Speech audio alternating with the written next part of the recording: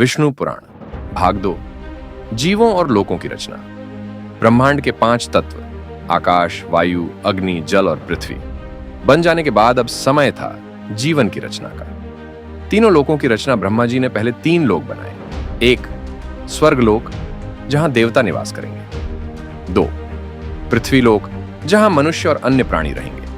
3 पाताल लोक जहां नाग और असुर रहेंगे। प्रजापतियों का जन्म, फिर उन्होंने अपने मन से कुछ संतानों को उत्पन्न किया जिन्हें मनसपुत्र कहा गया। इनमें मरीचि, अत्रि, अंगिरा, पुलस्त्य, पुलह, क्रतु, भृगु और वशिष्ठ प्रमुख थे। इन्हीं से आगे चलकर आर्षि, देवता और मानव जाति फैली। देवता और असुर ब्रह्मा जी के 2 प्रकार के संतान हुए। एक और देवता जो धर्म, प्रकाश और अच्छाई के प्रतीक बने। दूसरी ओर असुर, दानव जो अधर्म, अंधकार और शक्ति की लालसा में रहे।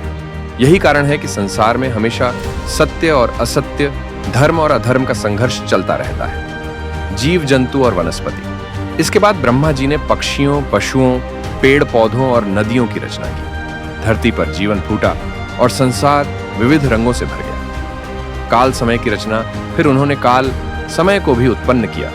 दिन और रात, महीने और वर्ष और युगों, सत्य युग, त्रेता युग, द्वापर युग और कल युग का चक्र। इस प्रकार ब्रह्मा जी ने विष्णु जी की शक्ति से संसार को जीवों, लोकों और समय से सजाया।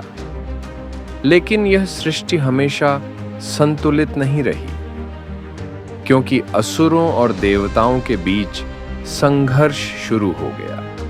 अगले भाग 3 में जानेंगे कैसे असुरों और देवताओं के संघर्ष से जन्म हुआ विष्णु जी के पहले अवतार, मत्स्य अवतार का।